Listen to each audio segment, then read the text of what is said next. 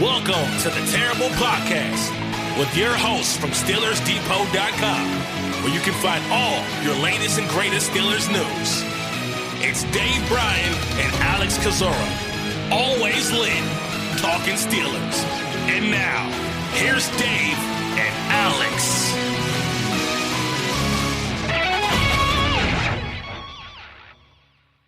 Welcome to the Terrible Podcast, Season 12, Episode number 33. He's Dave Bryan. I'm Alex Kozora, SteelersDepot.com. Thanks for being back with us on this Friday show. Dave, how's your middle finger doing? And I say that, and usually I say that for other reasons, but I say that after watching the crazy Seahawks-Rams game last night with Russell Wilson got that Torrey Holt-looking finger going on. Absolutely, and Matthew Stafford also got a beat-up finger in that one as well, too, and I tweeted this out last night during the game, and props to you ahead of time on Twitter. You said this is going to be one of them crazy Seahawks games because nationally televised in Seattle, I guess, and boy, were you right. Imagine being like coming over to this country and never seeing a football game before, and your friends all gather around or whatnot, and that's the first football game that you watch where a couple quarterbacks get their fingers nearly mangled. You have a double punt. You have missed I think at least a couple missed kicks I think in that game as well too, and some big pass plays on top of it. So yeah, wild night for sure. Oh, and a Jameer Jones block punt. Let's not leave that out to make people biting their pillow this morning while listening to this or this afternoon and all. So crazy game. I thought I was going to get a cover there when the great Geno Smith drove him down that long drive there for a touchdown to make it a 2-point game. I thought I had the man right where I wanted him, but then the Rams came the Rams came down and drove the field for a touchdown, and that was that. But I guess the big story, obviously, to come out of there and. Look, let's open it up with a little optimism on a Friday. People probably dropping their cups of coffee or their cold beverages right now. But, Steelers obviously play the Denver Broncos on Sunday. It's a game that, I don't know. I mean, they're favored in, or was. I might move to even now, but a game that they had, you would think they have a pretty good chance to win, even if Teddy Bridgewater plays, coming off of a concussion and all, and they've had a lot of injuries with their wide receiver core and all like that. So I guess what I'm saying is it should be a winnable game for the Steelers. And then you have the following week in Week 6, Sunday Night Football at Heinz Field against the Seattle Seahawks, and Russell Wilson, who has never missed, I don't think, an NFL start, is now in jeopardy of missing an NFL start with that busted middle finger, I think, on his throwing hand there. And even if he's able to get that thing, where he can play, he's not going to be 100% there. So that kind of is one of those things that we talk about before the season about. You just never know how the season's going to go. The games that you have circled as wins or losses could be heavily influenced by a quarterback going down and those kind of things there. So, obviously, first and foremost, the Steelers have to win on Sunday against the Denver Broncos. But if they do, and if they somehow come out of Week 6 with a win as well, too, well, then you're what? You're 2 and what? Be 3 and 3 at that point. Yeah, 3 and 3 at that point, and you going into your bye week, and maybe you get some guys healthy at that point, and try to take a run at this thing. Yeah, let's see. But one step at a time, and of course that begins with trying to beat the Denver Broncos Sunday at 1:00. Speaking of injuries, is that cup of coffee too full on a Friday of optimism? It's spilling over a little bit. But, okay, we could use some optimism. It's been pretty negative here lately, and I think rightfully so. But I can appreciate that on a Friday morning. All right. Speaking of injury report, let's talk about the Steelers' Thursday offering, and some positivity there, a little bit of negativity as well. Not practicing on Thursday at all for the Steelers included Carlos Davis with a knee, Cameron Sutton with a groin, and Rashad Coward with an ankle. James Washington popped up as the newest member of the Steelers groin club. He went from full on Wednesday to limited on Thursday due to a groin injury. Chase Claypool also limited with a hamstring. Kevin Dotson, good news, practiced full. So did Ben. So did Kim Hayward, Juju, Trey Turner, and Chukwuma Okorafor. So those guys all should play Sunday against the Broncos. So the big names to watch right now, really the biggest name I would probably say is James Washington. I don't know where his availability is going to be at. Not looking good for Cam Sutton. He'll have to probably do something today, but the way that Keith Butler talked and the way the injury report is trending, Steelers will be without Cam Sutton against the Broncos. First rule of Groin Club is you don't talk about Groin Club. Forgot that. Have you ever seen Fight Club? I have. One of the Oh, very you have? movies. Holy. One of the very, we found one. It's taken 12 seasons. Holy cow. You know, the first time that movie came on, I missed like the first 10 minutes of it. Oh, so you were like super confused. Oh, man, I was lost. I was lost, and I didn't like it. And I said, what a horrible movie that is, and kept that mind frame for quite some time until I finally got back around to, I don't know, I guess it came on, I don't know, network TV or HBO or whatever, and finally saw that. And you want to talk about, and then it's turned into, I mean, it's one of those movies now where you got to tell everybody you got to see Fight Club, at that. So Groin Club grew by 1 with James Washington. We were going to have Dr. Mel on this morning, but her job or something had gotten away. How dare her? Come on, Mel. Saving lives. Yeah, doing major vascular surgeries and all. We couldn't get her this morning here, but hopefully Groin Club doesn't continue. But if it does, we'll have Dr. Mel on to talk a little bit more about groins. I asked Alex last night if he wanted to have Dr. Mel on to talk about groins, and his response back to me was he thought I would never ask. So, yeah, look, you look at this injury report here. Ben obviously practicing full. Juju with the ribs. That's probably going to be kind of a weekly thing, a limited followed by a full there to start the week there. Overall, as you mentioned, they look pretty good in good shape. Carlos Davis must have had some sort of scope or procedure or something. Why is he not on IR? He's got to go to IR probably this weekend. What if him or Davis or Coward are going to injured reserve? More than likely, because Coward tried to go on that ankle on Wednesday, was limited, and then turned around and did not practice. We'll see what happens with Zach Banner on Saturday there, and if he has to come to the 53, well then you're right. It's probably going to be either Carlos Davis or Rashad Coward. As an IR move, unless they have somebody else expendable on the roster, and I don't really see that maybe being the case because they might have to activate, or they will probably activate Kello Witherspoon this week because of Cam Sutton possibly being down there. So I don't know what we're going to learn on Friday. Earth-shattering on the injury report. As you mentioned, probably the biggest thing to watch there is James Washington. And I don't know, maybe Claypool too, kind of still being kind of limited with that hamstring, but you would hope to see him possibly go full on Friday so that'd be a good sign that he can play on Sunday. Yeah. And as you mentioned, Zach Banner speaking with the media yesterday said that he's ready to play. He feels good to play. Ultimately, the team will have to decide whether or not to activate him. But based on everything that Banner's done in practice and is saying, it sounds like he's in position to be activated. And so that's hopefully getting back to right tackle. I assume if he is activated, he will start over both Joe Hague and Chukwuma Okorafor. And so then there'll be a corresponding roster move to that, which I think probably is probably Rashad Coward, maybe Carlos Davis going to IR. Here's the thing.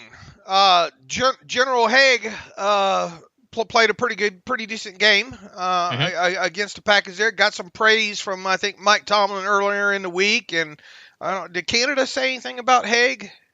He might have. I know Trey Turner spoke highly of his performance earlier in the week.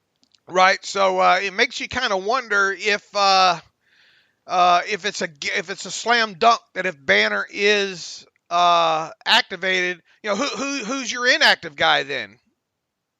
That's a good question. Would it be a Okorafor? Or Hague or? I guess if Banner's ready to go and does indeed start, then I think you back him up by Hague at this point, at least right now. So, yeah. Well, the other question is if Hague or Banner start a right tackle, what happens to Okorafor? Is he the backup? Is he the left tackle? I'm not 100% sure on that. Man, I think you just got to continue to let Dan Moore just, do what he's trying to do over there on the left side and get his bumps and bruises and all like that, Yeah. I agree. I don't think you make wholesale changes, unless you can avoid, unless the play's been absolutely awful over there. So I'm still not 100% convinced that Banner will be back this week, but the fact that they let him trot out there and talk to the media, you would kind of think it's trending that way, right? Mm-hmm. Yeah, no, I do too. Last thing to kind of consider is, let's assume that one of these receivers, James Washington in particular, can't go this week. The Cody White's out of elevations. They can bring him up again, but he has to stay. He has to become an official part of the 53. So a roster move, I believe, would have to be made to get him. So do you bring him up, or do you not, or do you bring up Steven Sims, or do you play short? So hopefully Washington can play, and this is all moot. But the idea of being able to elevate White the way they have is going to be different this week. Yeah, I like the Uno cards that you're holding there. I'm gonna trump you here though with a draw 25 or whatnot. What happens if, and it's probably a long shot, Anthony McFarland needs to be activated? Yeah, that's a good point. You would assume it'd be one of the running backs that have to go there, right? Yeah, they're not going to carry 4 when Najee's playing 95% of the snaps, and so that probably means they're not cutting Snell. So Bilal should be odd man now because he's barely played on special teams and on offense. Right. So I don't know. We could have another busy Saturday ahead of us here, and I don't think I think it's people keep asking about Carlos Joseph and Taco Charlton. I don't see either. I suppose, let's see, how can you manipulate this though with the roster to get 2 up? Well, you'd still have to have 2 down. You'd have to have 7 inactives. Mm-hmm. It makes you kind of wonder, will we even see an activation? I guess, as you said, you can't activate Cody White because he's out of activations there. So unless it's a guy like Sims, going to be interesting to watch nonetheless. So there'll be plenty. I think there's going to be some minutia on Saturday to report. Yeah, I just want to circle back to something that happened during Wednesday's show that we really didn't get to digest until after the podcast Wednesday when Ben was talking with the media, and a lot of time spent on mechanics. And this is no joke. It's like the first time I've ever heard Ben talk about mechanics before. Not to say that he's never thought about it or worked on it before, but I've never heard him actually talk about it publicly. So it was interesting to kind of hear the commentary about the lower half needing to work. And then he also mentioned with the injuries he's dealing with, particularly that hip injury that seems to be badly bruised, how that could impact his mechanics even more. And so I think Ben at 39 is finding out that what he could get away with mechanically in the past, maybe he can't get away with anymore. Didn't Roethlisberger several years ago do some sort of work with like George Whitfield Jr.? That was in 2010 during his suspension. Okay. But since then, I am correct there, right? Because I remember, I think we even had him on a podcast way back then. Okay. He may have done other stuff. I tried to look some stuff up, but I know he worked with him in 2010 whenever Ben was suspended for that first month of the season. And since then, though, I can't recall, at least not reported. Now, look, we don't know every step, breath he takes, sure. Off the field to know who he is and isn't working with and whatnot. But Ben's, been pretty honest. He, except for last year when he had the elbow, or a couple years ago when he had the elbow issue there, doesn't throw a lot really during the off season. Right. There. So I wonder if since George Whitfield Jr., if he's actually worked with a quarterback, guru, whisperer, or whatnot.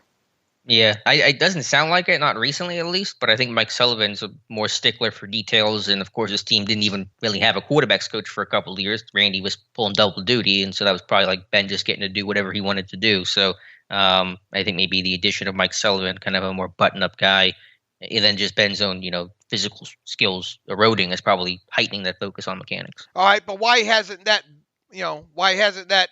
shown more in the tape? Obviously maybe the hip's probably bothering him, and at least later on in that game, and pectoral and all like that. But, I mean, how long has Mike Sullivan been on his staff now? Yeah, I'm sure it's stuff they've been working on since he's been here, but just for Ben talking about it now, because obviously he's saying his mechanics are really kind of out of whack against the Packers, and that was one reason why his accuracy was so poor. So now that he's got that out there, we expect them to change in a matter of a week? I don't know. I mean, you see where I'm going here? Yeah, I'm just taking the overall big picture of, I've never heard Ben talk about mechanics before, and I think that's just kind of a signal that he can't get away with the stuff he could get away with whenever he was just Ben, and he had the physical talent and just that natural Favrean ability that so few guys have. And now it's starting to change for him. Can the old dog learn new tricks in a hurry? We'll see. I mean, he needs to for the sake of himself and for this team. And I thought it was funny you pulled back up that interview a couple of years ago with Chris Sims, and Chris Sims was blown out of. You could see Chris Sims' mind. Not that it's easy or hard to blow Chris Sims' mind. If you listen to that guy long enough, you probably understand that statement. But I mean, he seemed pretty shocked. Gosh damn, Ben.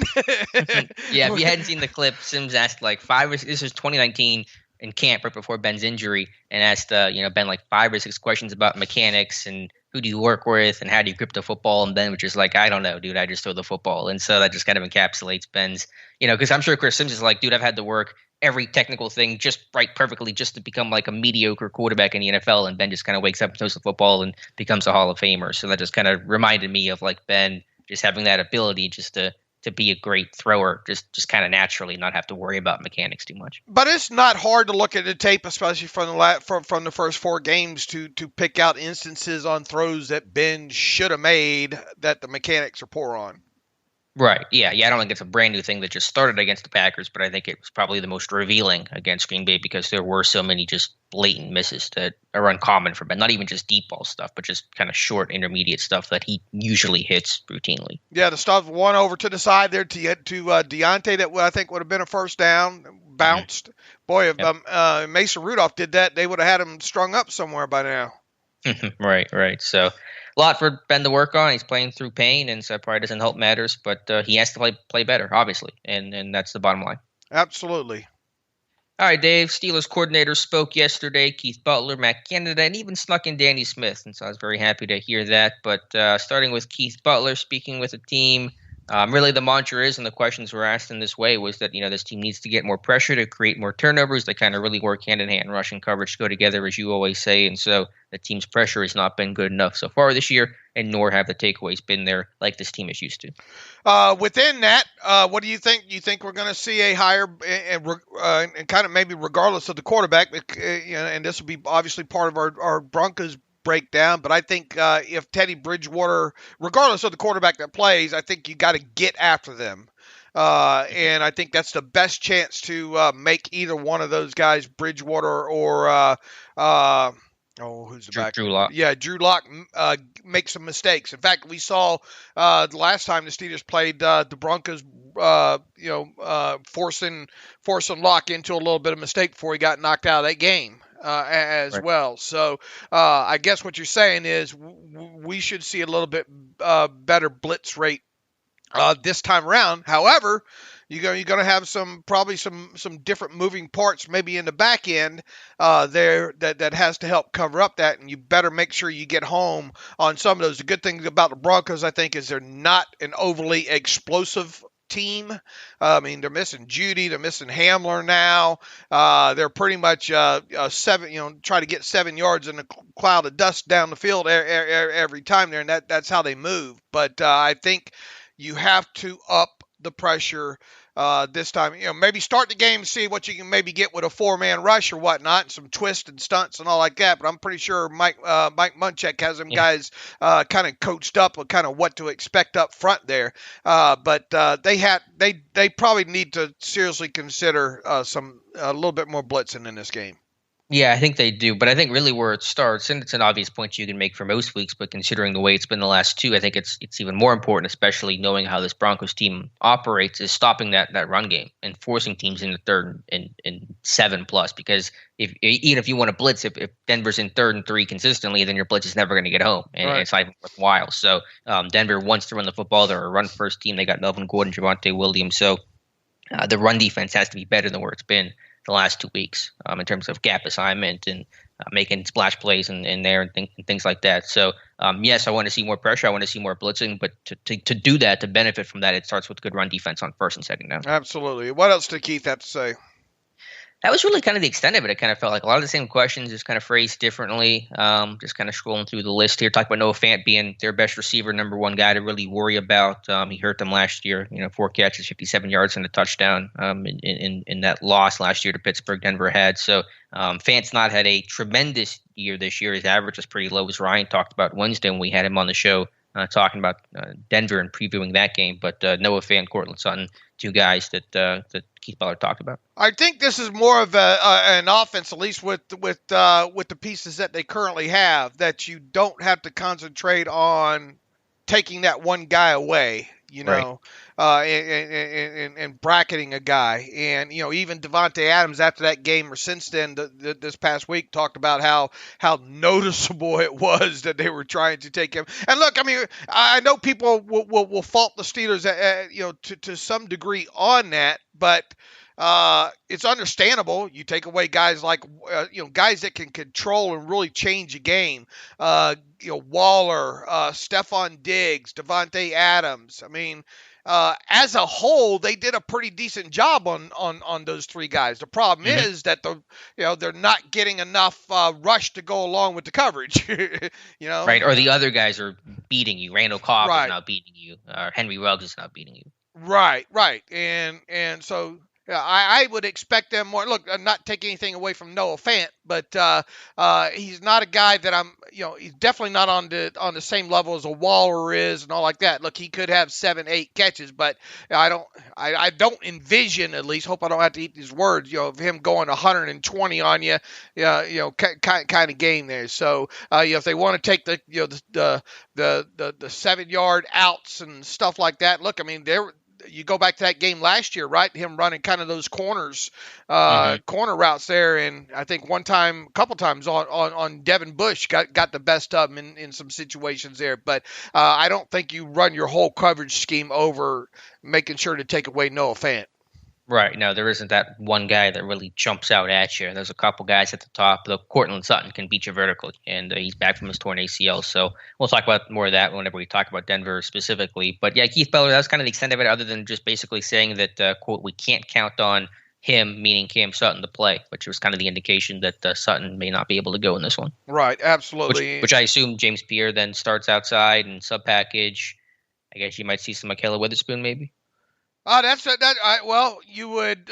Who's going to play the nickel? Probably Millette. Millette had the most snaps, I think, in nickel last week there. Norwood did get on the field, I think, according to your charting, for a handful of nickels, and the rest were dimes, was it not? Yeah, that's a good point. So let me think through this. So on the outside in base, it'll be Hayden and Pierre. In nickel, I would expect Millette. And then in dime, it might actually end up being Norwood, being the dime defender, in case he can play more interior in different parts of the field. Right. That's the way I kind of envisioned it. However, you might Witherspoon get on the field. Witherspoon's probably, I mean, he would obviously get a helmet with Sutton inactive, but I'm not so sure. And look, you got Justin Lane too, Right. Especially against a run. I mean, Witherspoon, do you want Witherspoon out there against a primary running team, Yeah, well, he'd be playing in dime or something. He probably wouldn't play in a lot of run situations. Right, but what if you got in some heavier type situations where a lot of short situations, Yeah, no, I understand that. Yeah, I mean, it was Lane playing over Witherspoon to start that Raiders game, and then I think Lane got benched or they rotated him out or something. Witherspoon came in, so it'll be interesting. It's a lot of young guys on the field, though, as you said. So do you want to blitz and trust those guys to cover? That's a big risk you're taking there. That is another good point. And Keith Butler talked about all the moving parts and all the hats that Cameron Sutton wears, and how well he knows the defense and to be on the field. You're going to have a lot of faith in those guys to continually send numbers. Yeah, and I think that's the root of the reason why this team is blitzed less this year, because whenever you've had some injuries up front to your pass rush, intuitively you should be blitzing more to try to compensate for that, and they haven't done that quite as much. And so I think that the root of it all comes from a younger secondary, and a secondary that's not played as well in general. It's given up some big plays, and so I think you're a little more worried about sending numbers and leaving those guys one-on-one to potentially give up the big play.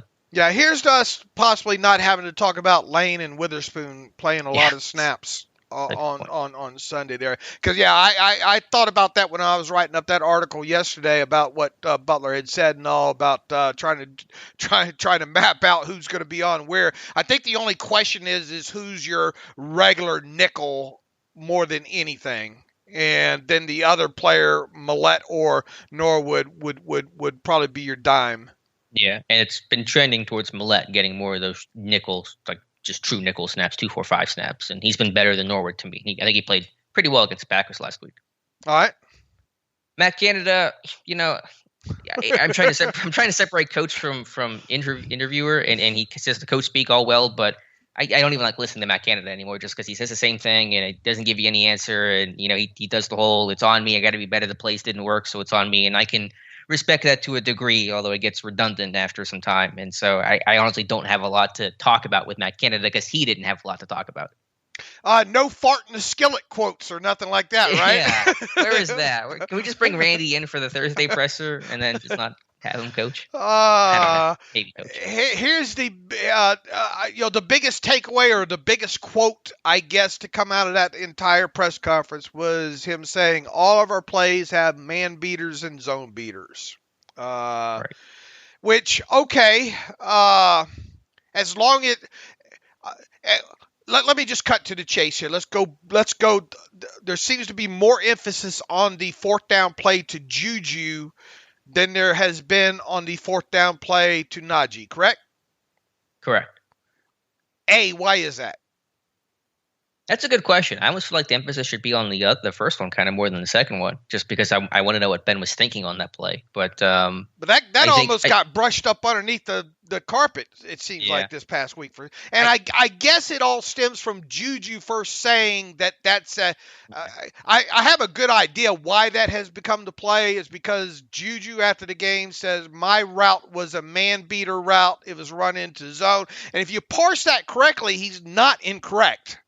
He's 100% correct. It's a mesh concept that's designed to beat man. And I pointed out in a video earlier this week is that they ran mesh earlier in that game and they got man coverage. And so they ran it again thinking and hoping they would get man coverage. All right. I guess where the talk's coming from is people are running with that is that they're probably not looking at how many of them even look at all 22 anyway, but trying to pile on that and the whole play change look, which we both agree. Look, you should be able to tell that's cover two at the snap there. I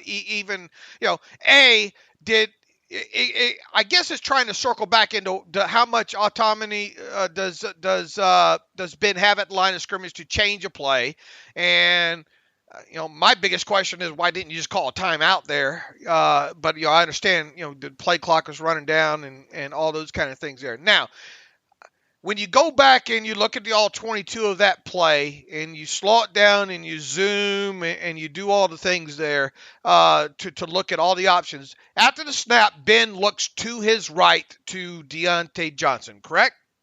Correct. I mean, is there any doubt? People say, he's not looking at Deontay, but I think it's pretty clear. The progression on him goes on the outside to the one to Deontay.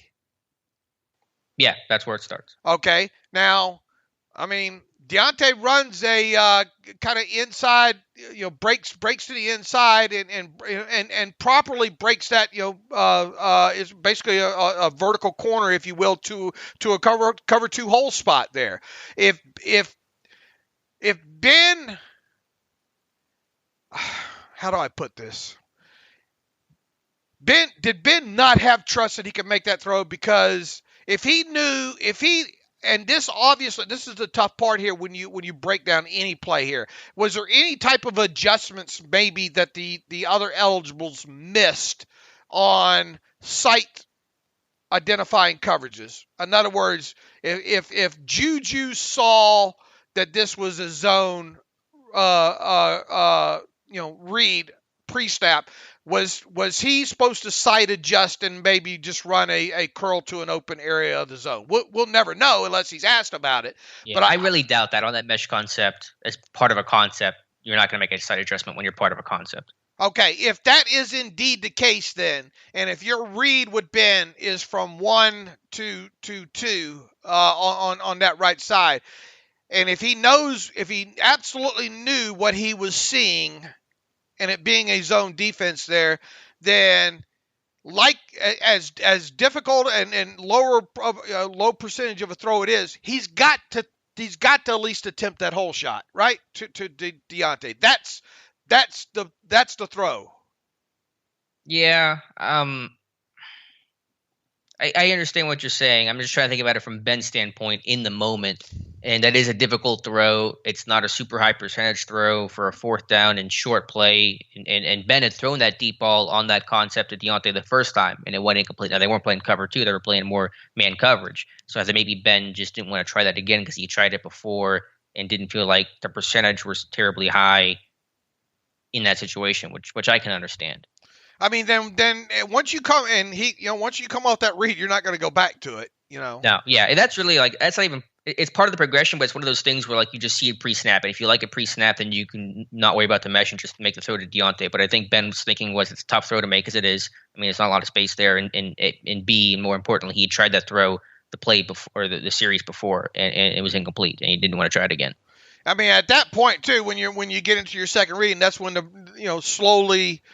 Because Ben had time on that first look, obviously, before Kevin Dotson got crumpled, at that point there. How many quarterbacks do you think see that? How many other quarterbacks do you think go ahead and make that cover two hole shot or attempt that cover two hole shot? Yeah, I think a handful of them, the top arm guys. Does Brady? Rodgers. Brady might. Brady gets you out of the play. Yeah, that's also probably a good point as well. But yeah, to Canada's point, I mean, to me, the man beater on that play was the mesh. It was Juju and James Washington. The zone beater was Freiermuth on the curl. That kind of sits in between. That sits down kind of in the middle of the mesh. And if it's zoned, then you find a soft spot there. But I think Freiermuth's route could have maybe been better to kind of sit down in front of the linebacker or something. He sat down behind him. It didn't really work the space. But by that point, the pressure had already come to Ben. Right. Ben was never going to get to that read anyway. The way the play progressed, and I'm with you. Either Freiermuth didn't identify and settle in the right, because even if Ben had got to that part of the read, there was a player in front of him. Yeah, you can't make that throw. So, but yeah, to Canada's point, he's being honest there, and every play does have man and zone beaters, and so that's the concept at least. The mesh route with the sit route between the two guys. So the mesh beat is the man beater. Freiermuth's route is the zone beater. All right, so just unfortunate. You thought you were going to get, and you did a good job earlier in the week looking at why they probably called that particular play, because of them getting man in an earlier type situation against that. They probably thought they were going to get man again, but regardless, that play has man beater concepts in it there. Do you just boil it down to Kevin Dotson losing his block and the pressure forced the underneath throw in the story and didn't get it? Yeah, I mean, it's a tough pill to swallow. You boil it down to Dotson getting hurt, allowing the pressure, the Packers making a really good call, and maybe some Ben maybe not making the best read, and the process of them getting out of the huddle. It's just a lot of small things on that play that kind of add up to why that play didn't work. How big of an issue did you take with the play call? After going back to the tape, because what I've learned over the last several years is that football does not happen in vacuum. That it's not usually just one play, and that's you're just calling plays. Usually it's set up for a rhyme or reason based on down distance, line of scrimmage, formation, what the defense is doing, what the scouting report says, and stuff like that. So I guess ultimately I don't have a big issue with that play call. Obviously, I'm mad at the outcome of it, and maybe you go with something different because I don't know, but I'm less upset about it than I have. But I just wish maybe this team had some better overall go-to fourth down calls, because they're 0 for 5 on fourth down this year. They just kind of run some of their normal stuff in these situations. They don't really have maybe any great calls for fourth down. I agree. And look, I mean, the stats don't lie when it comes to fourth down so far, Yeah, and some of that's on Ben, like the throws in the flat to Najee. I don't know what this guy's seeing. It feels like he's feeling pressure that isn't coming, and that's a separate issue that is much more on Ben than it is going to be on the play caller. Yeah, I mean, can Ben still make that whole shot? When was the last time he did it? That might be the answer. Yeah. And if you had that concern about that, why is it in there? Yeah, well, you don't know if you're getting zone initially on that play. I mean, that route inherently isn't a zone beater, just a vertical route. You don't know if you're going to get man or zone in that moment. So, I mean, that's the process in it. I mean, there's enough separation where I think, and Deontay's you're one of the best guys in the league right now at getting separation. I mean, it's easy to sit here in this chair right now and say I think I would have pulled the trigger on Deontay after seeing it all the different angles and all. But would like to see the outcome of the, because what's the worst thing that happens? It's incomplete. Okay, ball over on downs, and they get it 3 yards close. You lose whatever juice you gained on that play, which wasn't much. It gets intercepted. All right, well, probably you at least hope Deontay's going to be there to make the tackle, and it's not a pick six. Or the guy probably goes out of bounds trying to make that play, or the sideline throw. Right. So anyway, I that to me was the biggest kind of takeaway from the Matt Canada presser. Yeah, I will say this. My final thought is, I'm sure Ben realized once they motioned Najee out, he's probably getting zone on that play, so he knows the mesh is very unlikely to work, and so you got to make the throw to Deontay because coming to the mesh is not going to probably be very open. Yeah, that's kind of where I come in on this. Well, and here's the thing too. Even the mesh, if it once it runs through zones, if it's enough time to develop, then the guy runs away from the player in that next zone, and you hit him in between zones. But obviously, Ben didn't have time for Deontay to run through that next zone. Right, and I think if you're Ben, you kind of just have to assume you're not going to have time. Run through, what did I say? Right. Deontay Juju run through the next zone. Yeah, you just kind of know you're probably not going to have that kind of time currently to allow those things to develop.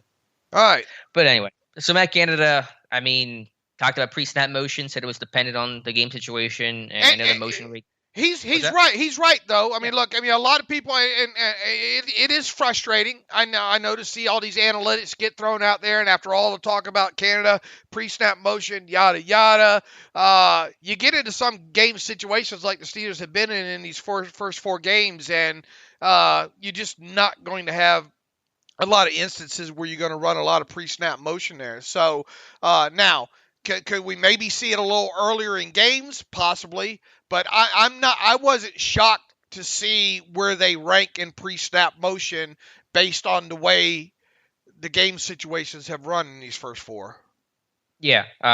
According to Tom Mead's charting, who does a great job, so kudos to him, Pittsburgh's motion rate on the first 15 plays is 63% this year. Last year, it was 60%. So it's about the same, a little bit up. So I think game circumstances, one reason why that motion rate is lower than what we thought it would be. If you get into games where maybe you even open up the second half of the lead, I think you're gonna see more of that, because look, this, we've said it all along, they're gonna have to lean on the running game in some of these games to to keep Ben from getting hit 7-8 times a game, and you help control the clock and play keep away if you can run successful and all like that, and obviously your pre-snap motion tends to be run ahead of more running plays than passing plays.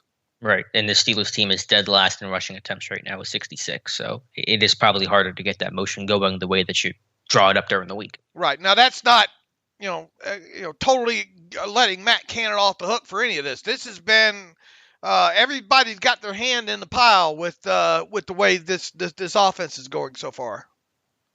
Yeah, for sure.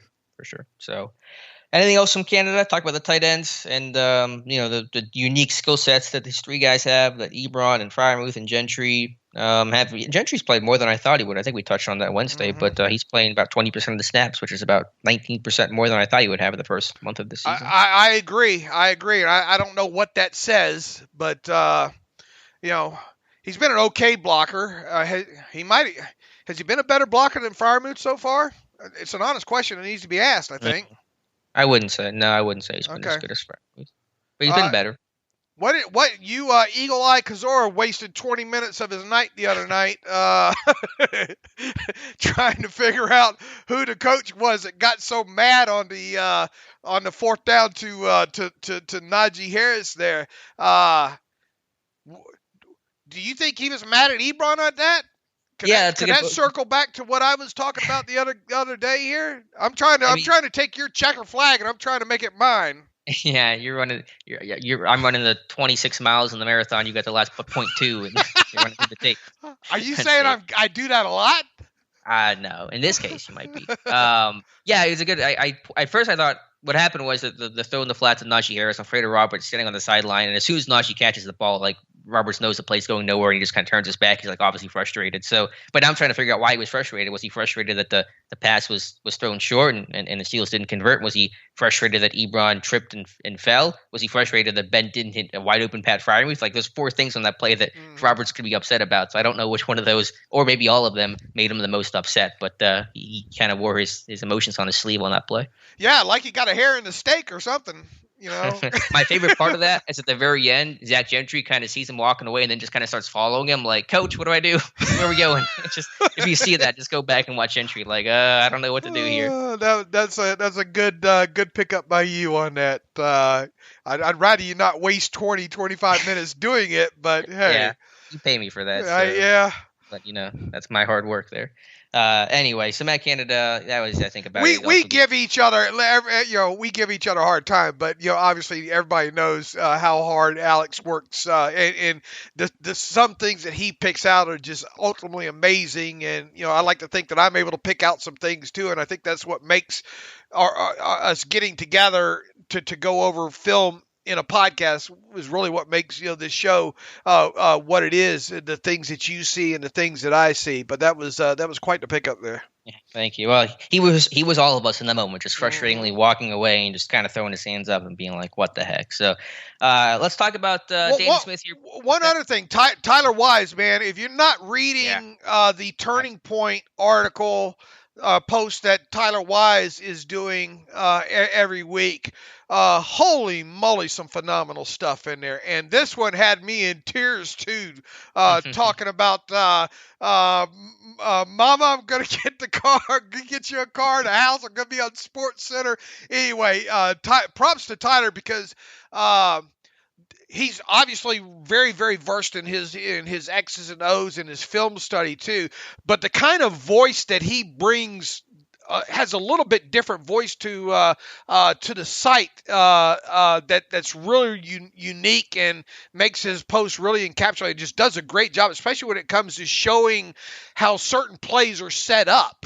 On that. So, man, we've got, Tom Mead's, Tom's 10 Takes, is a must read. Obviously Josh's, missed tackle breakdown, your sack breakdown, and Tyler in the Turning Point, just great. I learned things from him, and that's what makes me happy, overall, is when I open these things up and learn something. So if you haven't read it, man, you got to get over there and read the one that, Tyler just did this past week. Yeah, absolutely. They're fantastic. And yeah, poor Juju. The dude's averaging 8.5 yards a catch again. He's like, I'm losing so much money right now. And so he's not even getting the touchdowns he was getting last season. So his wallet is hurting just as much as anything. All right. Carry us on, sir.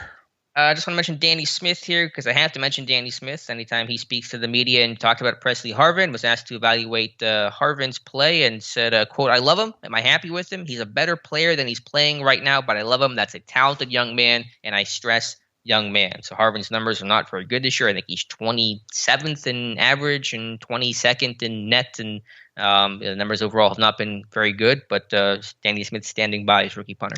Absolutely. Then you look at Jordan Berry, where he is at league wide there, and you kind of scratch your head about that. Now in Harvin's defense, there have been some short-ish kind of fields. He's got a couple inside the 20 and all like that. On top of it there. So, you look at the raw stats of just net yards, obviously not great. In fact, below 40, right?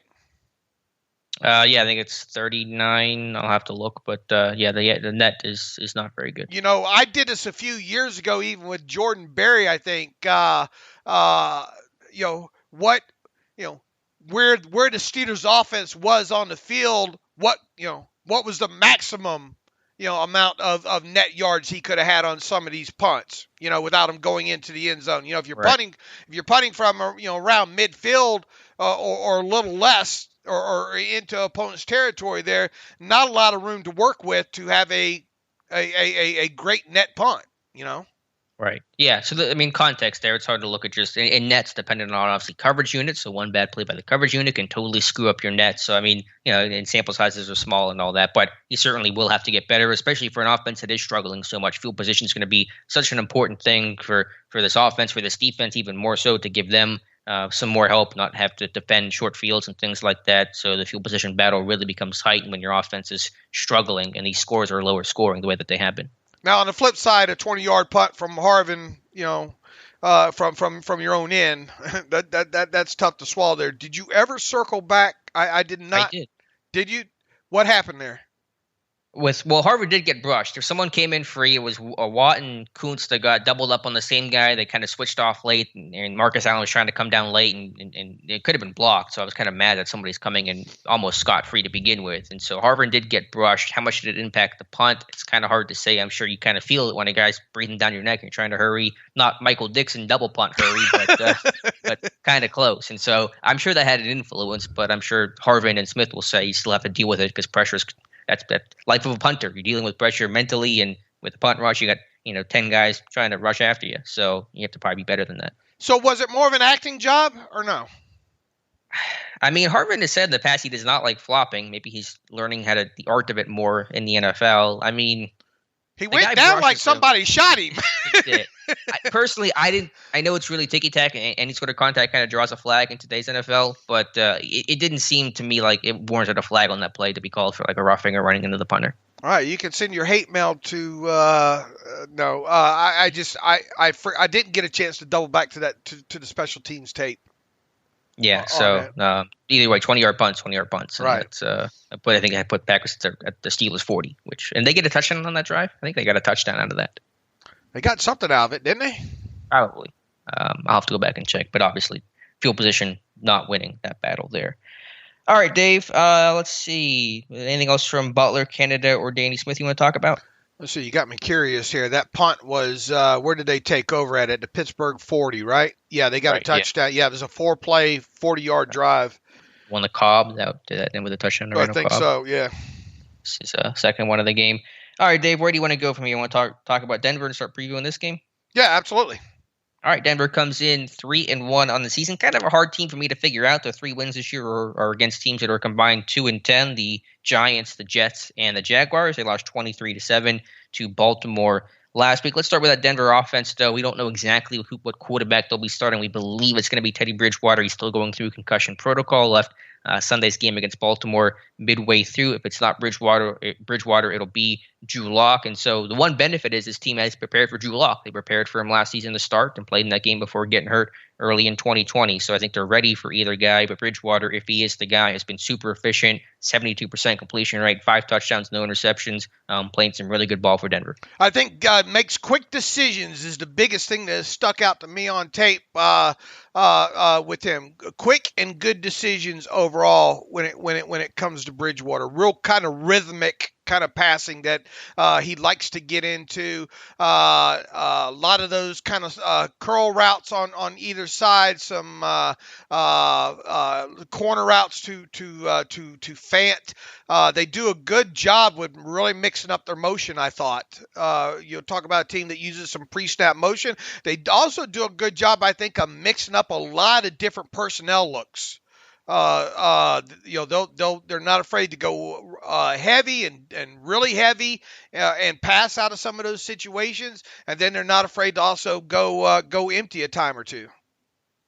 Yeah, I think they're a balanced team overall. They're a little more old school, a little more run first, and maybe not as pass heavy and spread the field out quite as often as the teams Pittsburgh's faced so far, like the Buffalo Bills and the Las Vegas Raiders. So, yeah, they're just a really balanced, efficient team. That's kind of how I describe the whole team, but the offense in particular, just kind of balanced, efficient. Not one guy that's a superstar of the team, but they have a lot of really good players overall at receiver, at tight end, at running back, and also at quarterback. And I think they're going to get a couple Glasgow and Reisner. I think they're going to have both those guys back this week, and they didn't have both those guys against Baltimore last week. Right. They had 7 or 9 guys who didn't play in that game, right? Starters, right? So I think they're going to have those guys back. Obviously, Mike Munchak run a lot of zone, inside zone, outside zone, or zone, and split zone type stuff, and we'll run some power in there as well too. Just typical stuff you'd probably expect out of an offense with Mike Munchak as your offensive line coach there. A little bit of a thunder and lightning type backfield there, obviously. Now within that, Javonte Williams, we studied him a lot during the pre-draft process. That guy is, has a little bit of a shorter stature, but he can run behind his pads when he has to. And I think there's never been more evident than that run that he had against the Ravens for 30-something yards last week as well too. There. What else is there? I don't didn't Ryan say not sure why they don't use Javonte more the other day when we talked to him?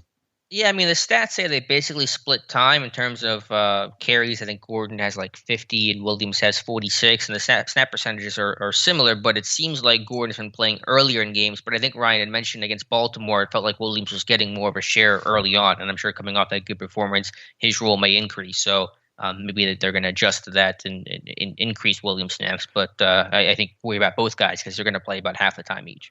And also, I think Gordon's dealing with something this week, a lower leg or something like that, leg contusion as well too. Now, he's expected to dress and play, but he's dinged up for sure. And obviously not the explosive back that he once was, whereas Javonte can obviously house you. I think there. So they will, if Gordon dresses, he's obviously going to be healthy enough to play. But I wouldn't be surprised to see a little bit more Javonte than Gordon by the time this thing's over. Yeah, I would say gang tackling and rallying to the football when Williams has the ball is going to be the big thing because it's tough to get him down with just one guy, as Baltimore found out last week. So run defense in general has to be better, but the effort really needs to be maybe less on stripping the football, but just getting that guy down. Boy, and we saw this with the Steelers last year. We remember all of us getting together and trying to break down. I think it was the Palms coverage in the red zone on the on the touchdown defense. Right. Yeah. And look, they do a good job at some run routes. When you get down there, if they get down there in the red zone, man, you better do something where you can banjo that coverage out on the end, on the edge or whatnot. Because if you don't, they're very well coached on the outside on how to rub some things off there to get Fant wide open for some touchdowns. And that was really evident on that touchdown against the Ravens last week. Yeah, they do a really good job pre-snap motion to identify man and zone, and Teddy's a smart quarterback who's going to find the open man. And so, yeah, I think trying to mix things up a little bit, and maybe some tendency breakers in terms of how you disguise and show things is going to be important in this one. They use a lot of motion too. Yeah, it's a heavy. I don't know. Do we know what their motion rate is? It's hard to find these numbers sometimes. I just wish they were more accessible. But, they're probably somewhere in Seth Walder's feed somewhere. I wish we had a more an easier source on that. Just had to push of a button there. But that's one of the things that stuck out to me with them is, man, why does every team seem to do things better on offense? The Packers used it so well last week, know. And I wish just take that tape and you can see the power of motion and getting guys out of position and trying to change assignments late and displacing linebackers.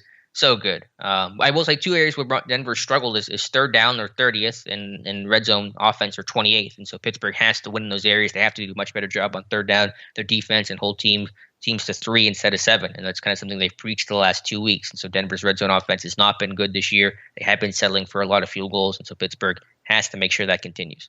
You have to get, and as far as regardless, Bridgewater or Drew Lock, you got to get those guys off of their first read. You got to make them hold the football, and a lot of times that's only going to happen if you got them behind the chains on a third down situation. There, after Locke came in that game against the Ravens last week, Baltimore just went after him, man, and that's how you're going to get turnovers in this game with both either one of those quarterbacks is.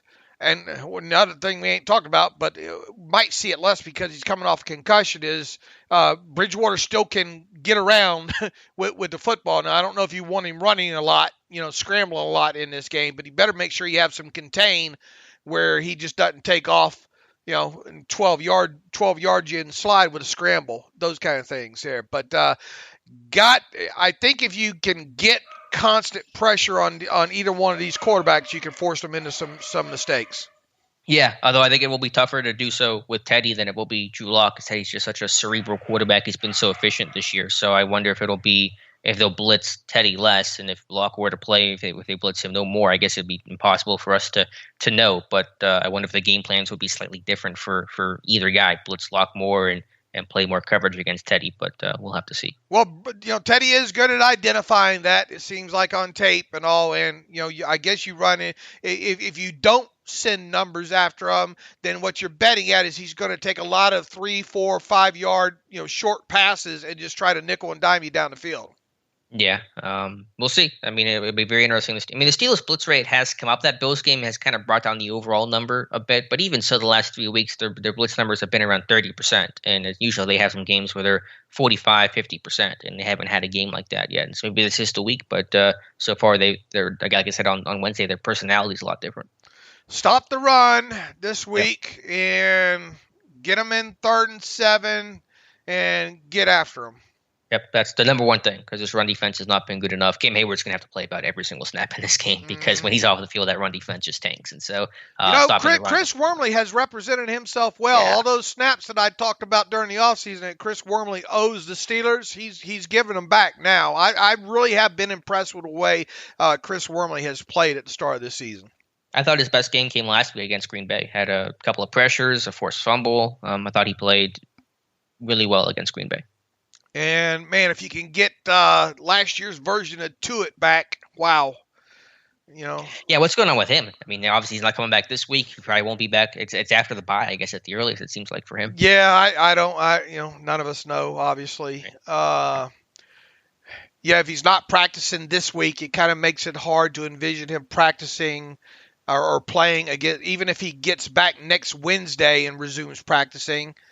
You think he's going to – yeah, you think there's no way. So I think we're looking at the earliest is after the bye week with him. So week 8. I just never thought it would get to that point with him. And again, what the issue is, it's hard for us to know. I believe it's really more the knee, because he had surgery, than anything else. But missing him out there for sure, especially once you lose Tyson Alualu. Right.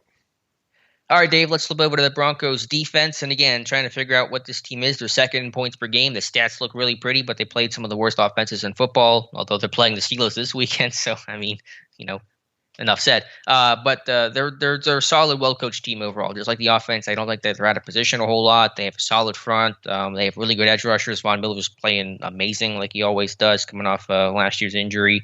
And so trying to run the football, I think, can be done, but you're not going to get big yards. It's going to be like 3.5, 4 yards a play up the middle, a very boring run game. But that's kind of, I think, the approach you take in this one. What'd you think about did you listen to my terrible take yesterday? I did. I think we're going to have an analytics showdown here this week here.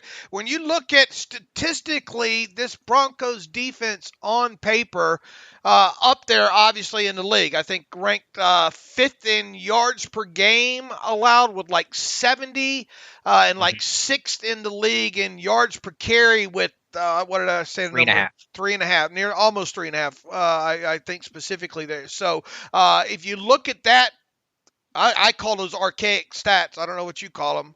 I just hate when people use yards per carry. You want to just strike up a conversation with me and I meet you for the first time and you say, what do you think about yards per carry? Look out. The best way to start a conversation, best way to end the conversation. I'm going to clear the table.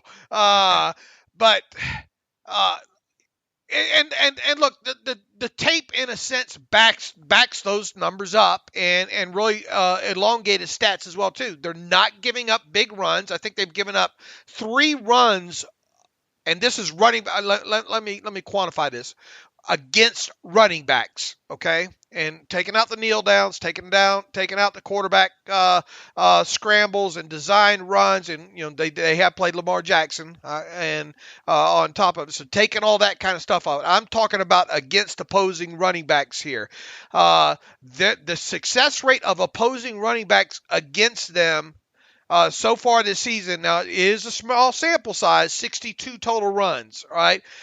They have allowed a 53.2% success rate against them, all right? Now, it's 4 yards in a cloud of dust a lot of times, but it's 4 yards in a cloud of dust a lot of times. And how many times so far this season would we have settled for 4 yards in a cloud of dust by the Steelers offense there? So a 53.2% success rate. And here's the thing. Okay, Dave, well, you talk about success rates. I know some of those are probably on second and third down. Because obviously if it's 2nd and 3 and you gain 2 yards, that's a success, right? All right. Well, here's the trigger here. First, in 4 games, they are allowing a 51.5% success rate on 1st and 10 runs to running backs. Okay, so they're not giving up the big run. I think their longest run against them by running back is like 13 yards, and once again, they've only given up 3 runs of more than 9 yards. But the success rate running against that defense has not been bad. Now, they haven't faced, as you mentioned, they have not faced kind of, I guess offenses that scare the bejesus out of you. And within that, the running backs for the Ravens are especially last week, were Le'Veon Bell. Who else? Devonta Freeman. The old Latavius, yeah. right? Latavius Murray, right. Right, and Freeman there. So not Murderers Row. I think really the biggest name that they faced so far, I guess, would be Saquon Barkley with the Giants there. So I guess what I'm getting at here, and it's going to be a key to a lot of games, obviously this year. And Najee's coming off his best performance, of the season from a success rate standpoint. You got to get the run going in this one, and I think you can run on them, and I think you can run right up the gut at them as well, too. I think you got to make those linebackers work hard in this game there, and I think I like the chances of the Steelers having some run success in this. And obviously, if they have run success early in this game, don't have to have Ben, maybe the defense plays long, gives them a short field and all like that. I think we finally might have a chance to see this Steelers offense run late in the game. And if you get tired of tackling, if Harris does his job and as Ben says plays bigger, you can wear this defense down at the end with the run. Yeah, in your take, didn't you say that you think Harris? What was your call your shot that he's gonna have like the best performance of the season or his highest rushing of the season against Denver? I think I like the chances of Harris having his best rushing game of the season, even though the success rate might not equal the over 70% that he had against the Packers. Now, 15 runs against the Packers is not a lot of runs, but we obviously already talked about that, how the running game did show a little bit of life on those 15 runs. And, the offensive line, who knows what's going to happen. Maybe if you get Banner in there, but either way, they got to run the foot. Stats be damned. They have to try to run the football against this Broncos front, because you can't get in long situations. You can't let that guy named Von Miller just know that it's a pass to get after your quarterback. Right. They have to run the ball in all these games. I mean, that's the whole way this offense was supposed to be built this season. So, yeah, I agree with you, Dave. I think you got to run the ball between the guards, basically. I think trying to get the ball in the perimeter is going to be tough to do. The edge rushers are too good. They string things out. I would run more power and man. I wouldn't run a lot of zone in this game, to be honest with you. So, I think it'll be an unsexy performance. It'll be like a 20 carry for 83-yard kind of game, but I think that's kind of what you need in this one. Do you try to heavy package them?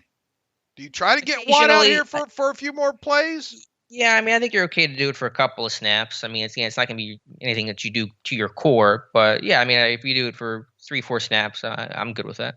And I think you know what I open the game up with? I do a reverse. Ooh. I get to whoever. Probably Deontay, but I get that motion going early, and I start the game with some sort of motion, reverse. Give them something to think about. Maybe that stretches them out. So I'm calling my shot early in that first Steelers offensive possession, either some sort of reverse or an end around. You know what I'm saying? Some maybe a jet motion handoff right in front of Ben. When's the last time we saw one of those? But I think if you can get that defense thinking that they have to account for those motion guys, and if you start using that heavy motion, I think you can widen them up in the gaps there.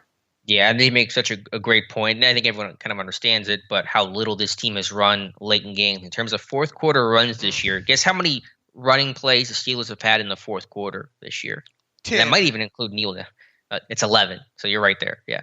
They have 11 runs in the fourth quarter, and that might be a kneel down or two against Buffalo. That's last, obviously. And there was one game where they didn't run the ball in the fourth quarter. I don't know which one that was. I don't know if that was the Raiders game or what, but yeah. And what, 4 of them came against the Packers? 4 or 5 came against the Packers, or was that just the second half? I might be mixing second half and fourth quarter. We try to check here against Green Bay how many it was. Hold on, give me 1 second. I was just when I was going through success rates the other day and all, I thought that stuck out to me. How many times in the fourth? Against Green Bay, 2.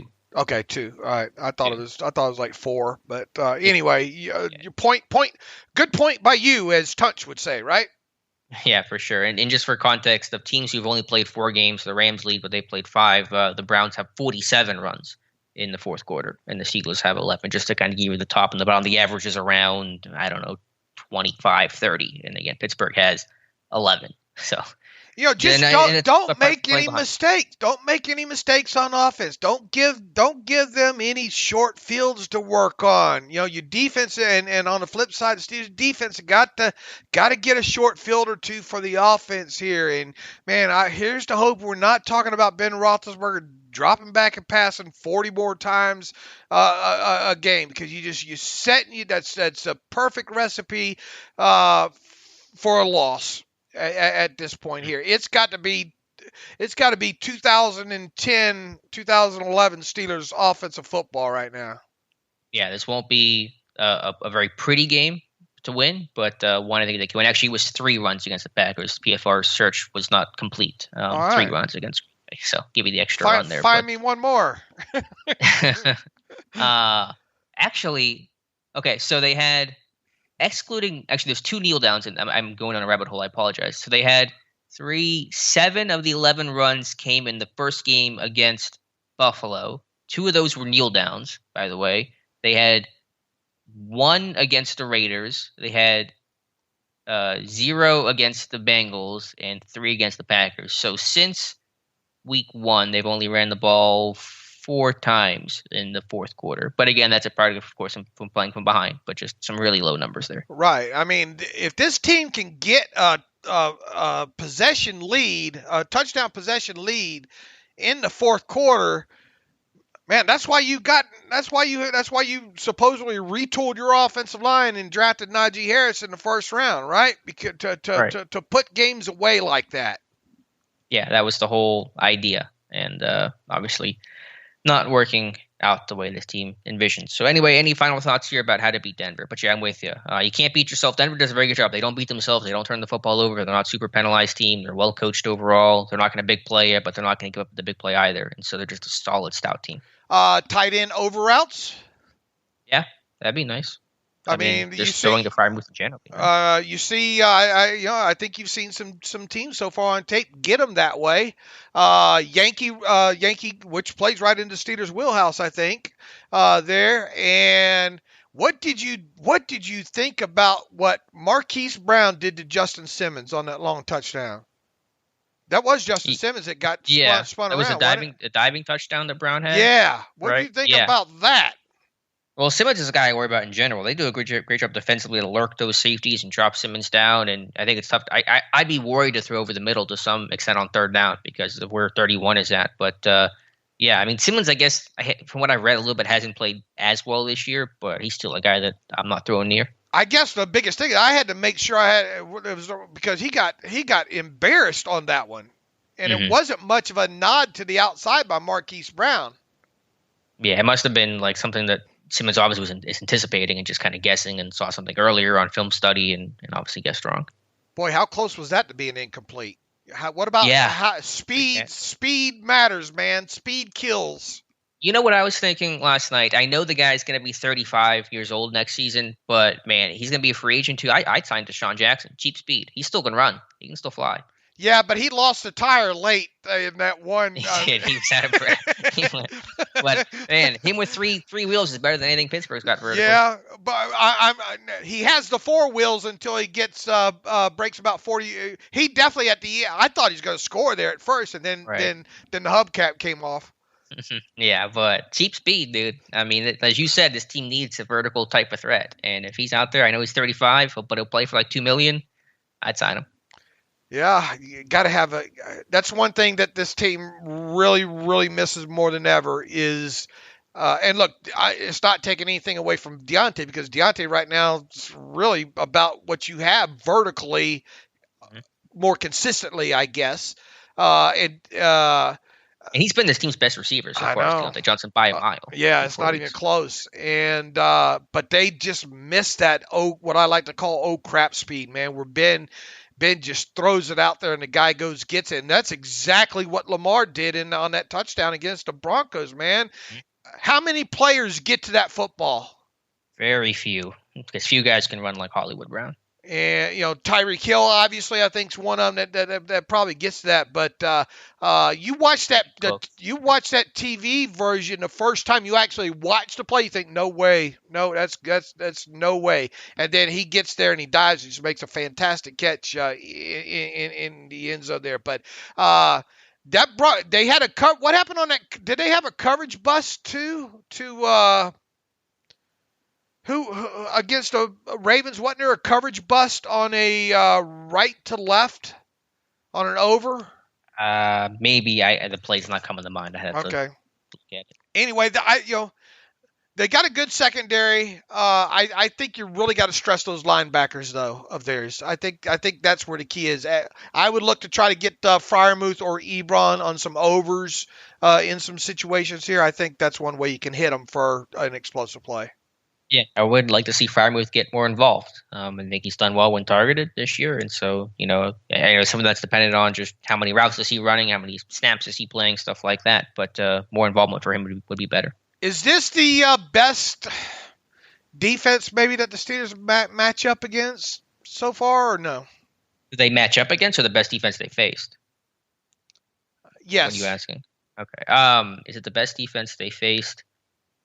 I would say Buffalo would still be the best. I think schematically they've always done a good job against Pittsburgh, but they're up there. It's a good defense. And in terms of how they match up against them, yeah, I get what you're saying. It's hard for me to answer that. I mean, I think they matched up all right against the Packers.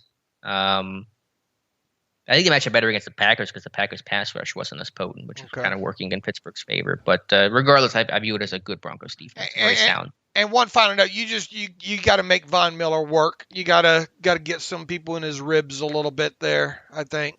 Yeah. Welcome back, Zach Banner. Go block Von Miller. Right. Coach, your first football game in 13 months. Go block a Hall of Famer. But that's a job. All right, Dave. Before we get to our Week 5 picks here and reader emails, let's talk about our friends over at MyBookie.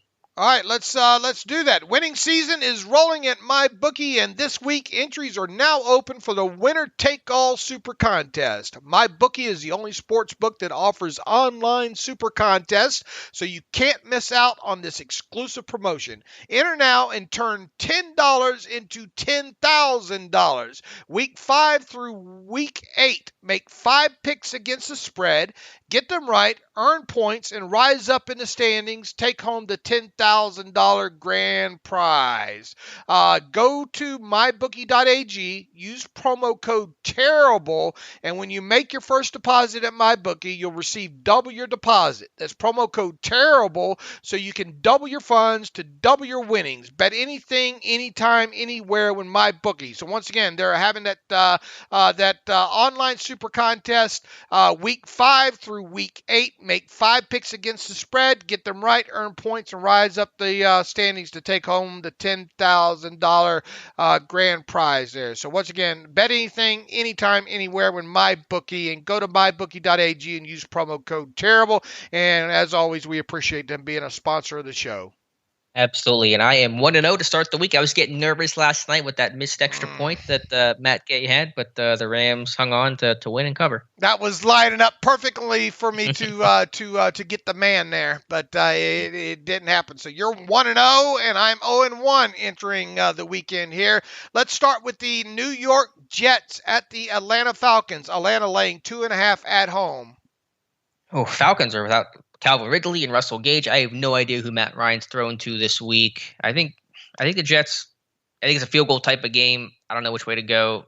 I'm going to go the Jets. I'll go Falcons in a blowout. I'll lay the 2.5 at home. Right. Miami Dolphins on the road against the Tampa Bay Buccaneers. The Buccaneers are laying 10 at home. Yeah, give me the Bucs. Brissett's still a quarterback.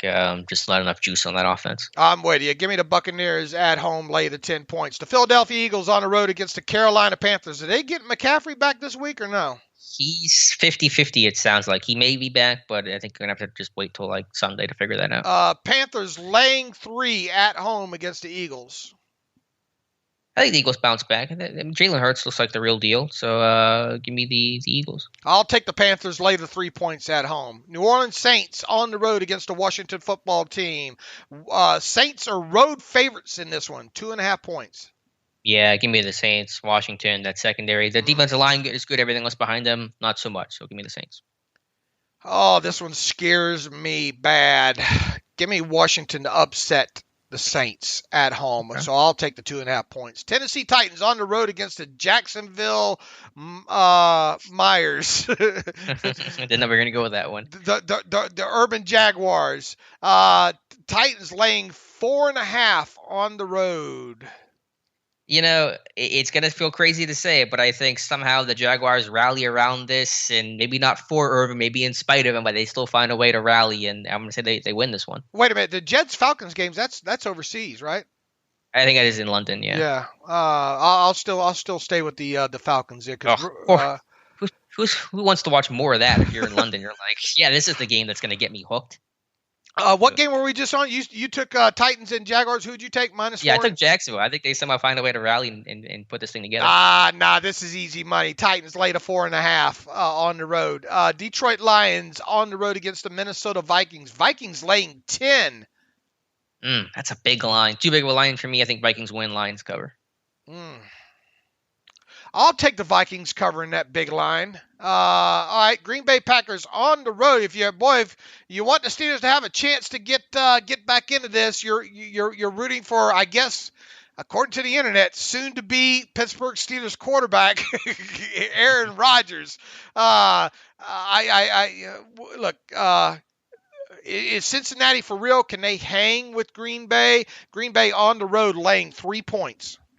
Yeah, give me the Packers. There's too much offense for the Bengals, who I think are a good team, but not to that potent Packers level. Yeah, give me the Packers, and I'll lay the 3 points as well with you against Cincinnati. New England Patriots on the road against the Texans. New England laying 9 on the road against Houston. Yeah, I steered you the wrong way last week with Houston. I apologize, so I'm going to go the Patriots in this one. I will go the Patriots as well, too, lay the 9 points. Chicago Bears on the road against the Las Vegas Raiders. The Raiders at home, laying 5.5 against the Bears and Justin Fields. Oh, man, it did not go well for Fields his last game. It can't go much worse, but I'm going to go with the Raiders. I'll go with the Raiders, lay to 5.5 at home. Cleveland Browns, another thing that Steeler fans obviously rooting for this week. Baker Mayfield's not been sharp, dealing with some sort of, I guess, shoulder issue or something, playing through that. Chargers at home, just very impressed. Boy, what about their coach? Oh, I'm gonna. What about that quote from their head coach name? Brandon Sneak. Yeah, saying that giving us something on tape there about you don't need to run the football well to use play action. Yeah, I mean, you've been saying that for how long now? Yeah, so glad to get that on tape from a coach. That guy's a heck of a coach. You know, he's got that team in Herbert. Boy, Herbert. I had my questions about Herbert coming out of the draft, mainly because just not a lot of stuff when it comes to like vertical. I think stuff was the main thing that kind of scared me with him. But he really is starting to become a really good quarterback. Chargers at home, laying 2 against the Browns. Yeah, Baker's apparently got a torn labrum he's playing through in the non-throwing arm. Chargers are at home, so I mean it's not a great crowd for them, but give me the Chargers. Ooh, a little sentimental here, but just wanting the Browns to get beat. I'll take the Chargers at home, later 2 as well too. The New York Football Giants on the road against Dallas. Dallas laying 7 at home. Yeah, I'm going Cowboys in this one. Giants, just I think they've had some injuries at receiver. Barkley hasn't gotten going, and Dak's looking really strong. And I needed a lot of points from Ezekiel in this one. Give me the Cowboys latest 7 points. The 49ers on the road against the team's last unbeaten team in the NFL, the Arizona Cardinals. Cardinals laying 4.5 at home against the 49ers. I like to think I've been on the Cardinals bandwagon for most of the season. I'm sticking with it. Give me Arizona. I think the 49ers cover this. Give me those 4.5 points on the road there. Buffalo Bills, this ought to be a good one. Buffalo Bills on the road against the Kansas City Chiefs. Chiefs laying 3 at home against the Bills. I keep waiting for the Chiefs to really break out. I guess they kind of did last week, running away from the Eagles late in that one. What's the line on this? 3.5? 3. Kansas City at home. I hate that 3-point line. Give me KC by like 4 or 5. This has push written all over it. This ends up being a 3-point game. Oh, wow. All right, I'll take the Chiefs at home, later 3 points. Indianapolis Colts close things out on the road against the Baltimore Ravens. Ravens laying 7. What about that hit Lamar Jackson took early in that game against the Broncos? Did you see that? The guy coming in over on a keeper for Lamar Jackson, got about 4 yards and just got wallop from the side. I thought he was going to tear his knee up there. Right. It's a bit of a big line. The Colts have been just so beat up with injuries. Quentin Nelson's still out. Wentz is playing on like 3 bad ankles somehow. I'll go Baltimore. Man, Baltimore alone, Justin Tucker alone should be able to win this game, I think. I'll take the Ravens laying the 7 points there on that one. That brings us all the way back to the Pittsburgh Steelers hosting the Denver Broncos at Heinz Field, 1 o'clock on Sunday. Depending on what you look at, a lot of these lines, either 1 or even. My bookie has the Steelers -1 in this one. What you got? This one I really wrestled with, Dave. Even before we started the show, I didn't know what direction I wanted to go. It's a heart and head game. My heart says Pittsburgh finds a way to win because it's really must win for them, which is sad to say in week 5. They're kind of the desperate team right now. My head says I think Denver's the more technically sound. They don't beat themselves so much. They're a more efficient team. So ultimately, I'm going with my heart here, Dave. Listen to what the heart says. Pittsburgh 20, Denver 17. But wow. This will be a close game, I think. That's really the exact same score I have written down here with the Steelers as well, too. I think it's some sort of I think that they win this one with a field goal by Chris Boswell, a walk-off. Okay. I hope so. However you get the win, get the victory. But this is one of those ones. We talked ahead of the season, right? This team's got to win the games that look winnable, or that we perceive to be winnable. Didn't get one against the Bengals a couple of weeks ago.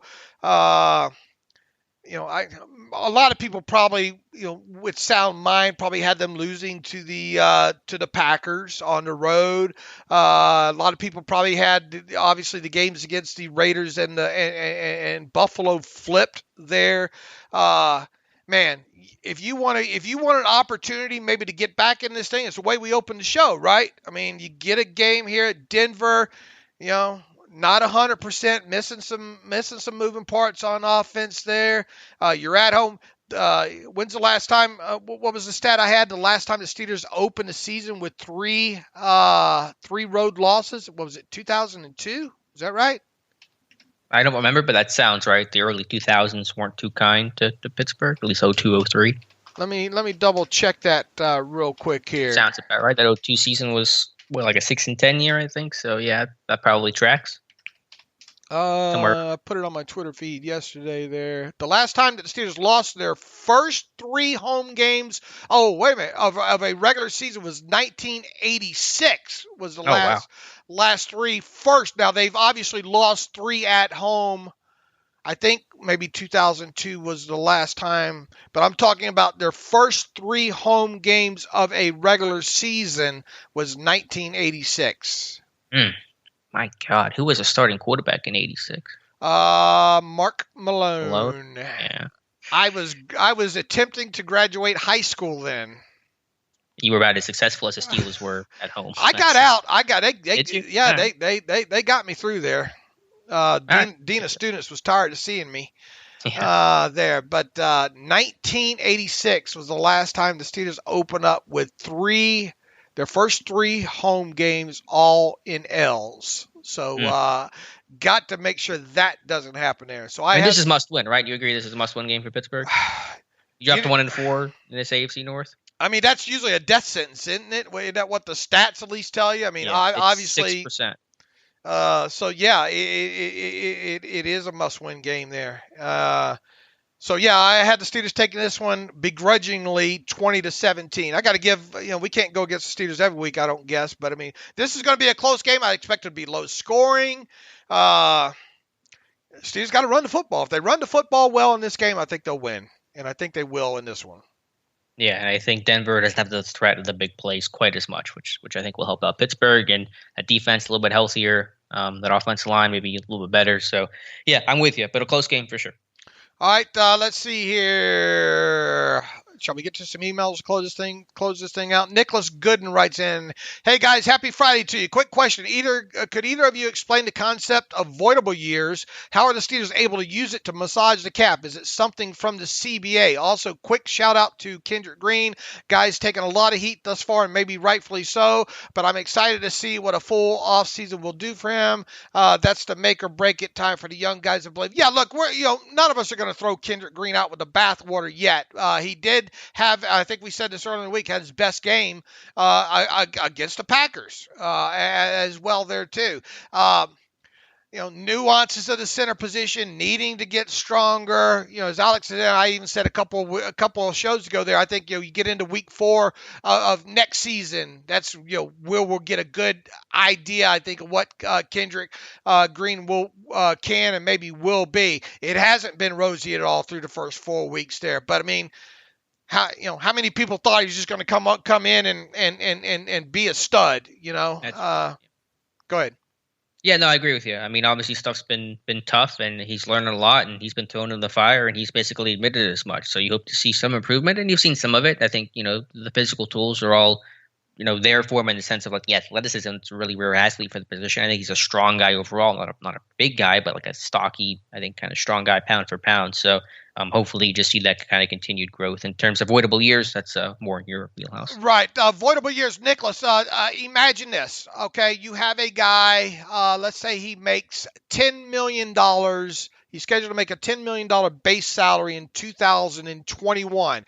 However, it is the final year of his contract. Okay, or let's just keep it simple at that. It's his final year of his contract. Now, in a different situation where he has other years remaining on his contract, just do a simple restructure on it. And what you would do, let's say he's a veteran with vested years, you would take down, if you want to do a max restructure on him, the lowest you could lower his base salary from $10 million down to is $1.075. So what you do is you give him the difference of that $1.075 million from $10 million in a form of a signing bonus. Here you go. Here's that money. Your $1.075 million will also be given to you this year. But for cap purposes, we're going to account for that over the remaining years of the contract there. Now, in a situation where these voidable years mostly is, you see the guys with that don't have any extra years on their contract. All right, so let's say you had that same player. It's in the final year of his contract. He has a $10 million base salary attached to him. You want to lower his cap number. So what you do is you say, okay, here's 4 more voidable years. We're going to get you to sign off on these 4 voidable years here.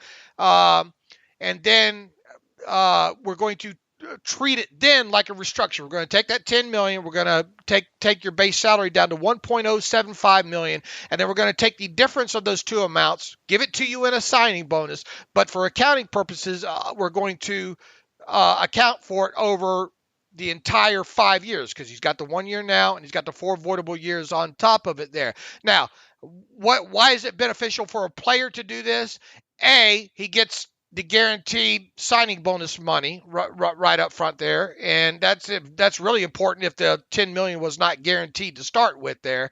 So that's important there. Second, his contract's going to void anyway, generally 5 days after the Super Bowl's played. So even though he's signing off on giving you these extra years, it's going to void anyway, and he's going to get out of his contract and he's going to become a free agent, which was the case before you added avoidable years. So it is more of a cap manipulation tool to massage numbers down. We've seen the Steelers obviously do it a bunch. It'll be interesting to see moving forward.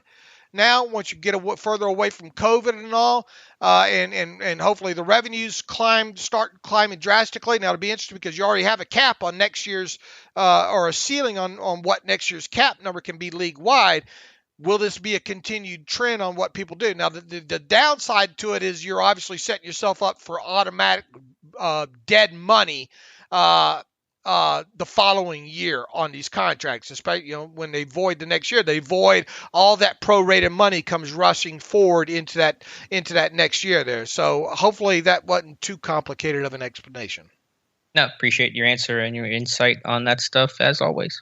Let's go to Grant Humphrey here. Podcast question. Big fan of the show and appreciate the work you guys do. Now to my question. It's pretty clear that Ben Roethlisberger is in the final season of his NFL career. What do you guys think post-football career for Ben looks like? Do you think he gets into coaching or perhaps even media? I personally think that he probably takes a couple years away from the game to spend time with his family. His kids are pretty young still, and I think he would want to take time to raise his family, and then maybe a few years down the line get into coaching or something like that. I know this question doesn't hold a lot of significance to the team or anything like that, but I'm curious to get your thoughts. Good question, Grant. I think once Ben's done with football, Ben's going to be done with football, quite honest with you. He's got plenty of money. He's got a family he probably wants to raise. He likes to hunt. He likes to golf.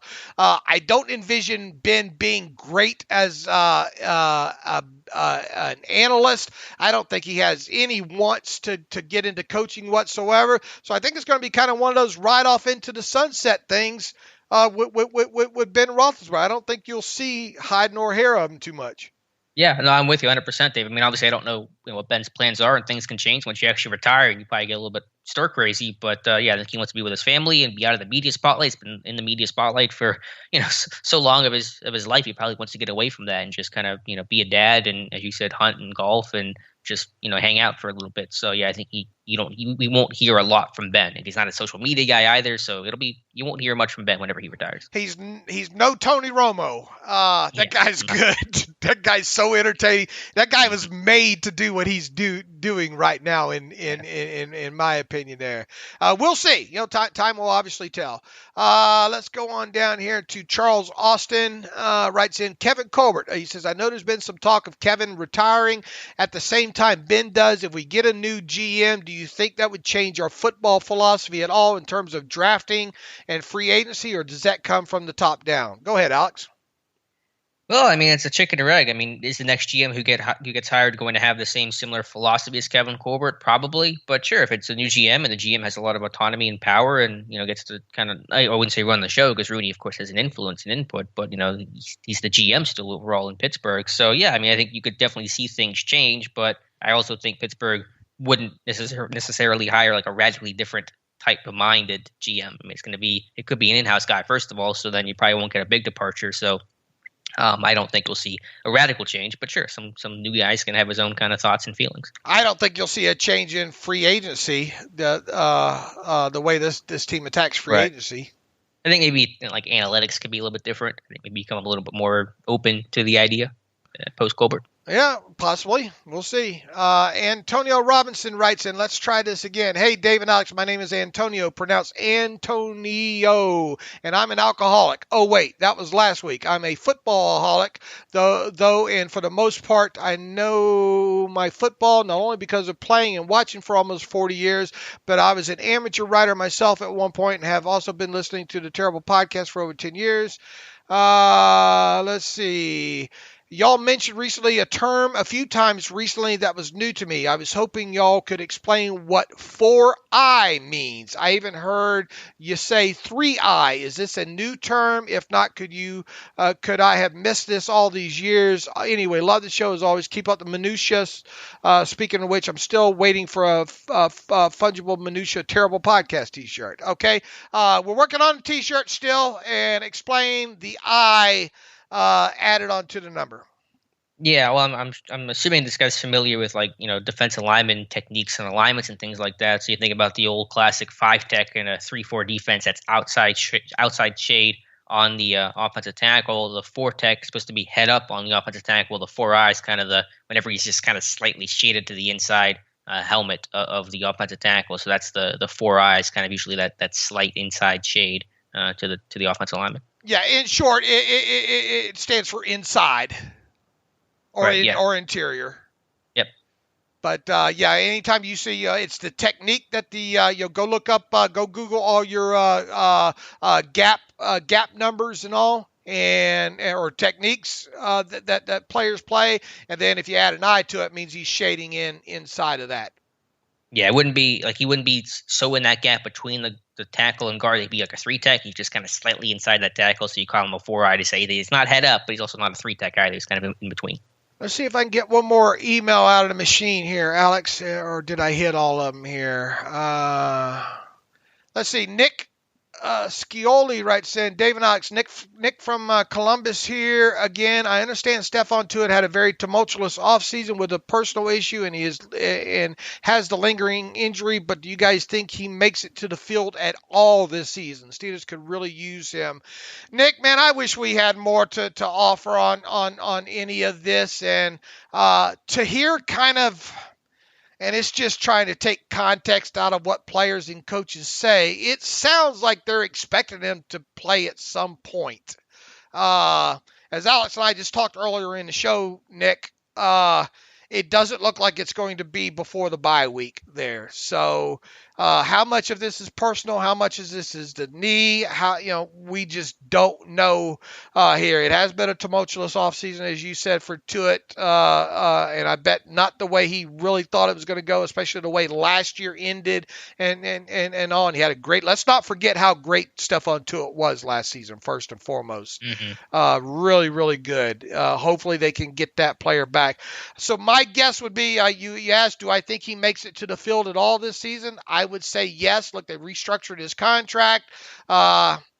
You would think that you do that with a pretty good notion that he'll be back. So I think he will. I just don't know when. Yeah, I think he will too, but we don't have any special insight into saying that other than just, is he really going to miss the next 2 months of the season? I mean, maybe, but it just kind of feels like that's not going to be the case. But I don't have any special insight, and we'll just kind of wait and see, take it week by week. Obviously, he's not playing this week. I don't think he's playing next week, and so we will revisit things after the bye. All right, Alex, you ready for some football?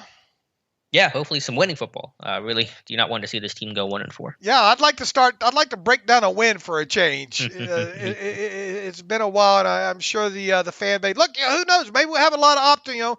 Get those other 3 teams in the AFC North to lose this week, and get the Steelers to win, and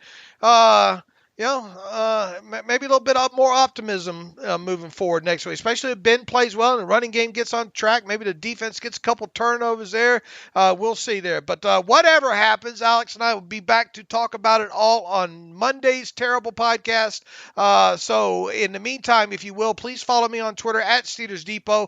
Follow Alex on Twitter at Alex_Kozora. Follow the show at Terrible Podcast. Email the show, theterriblepodcast@gmail.com. If you like what we do and you want to donate to the cause, please go to SteelersDepot.com, hit the donate button, upper right navigational bar. Also, if you like an ad-free version of the site, please go to SteelersDepot.com, hit the donate button, upper right navigational bar, and for $25 for 1 calendar year, you can have an ad-free version of the site. Alex, I appreciate you.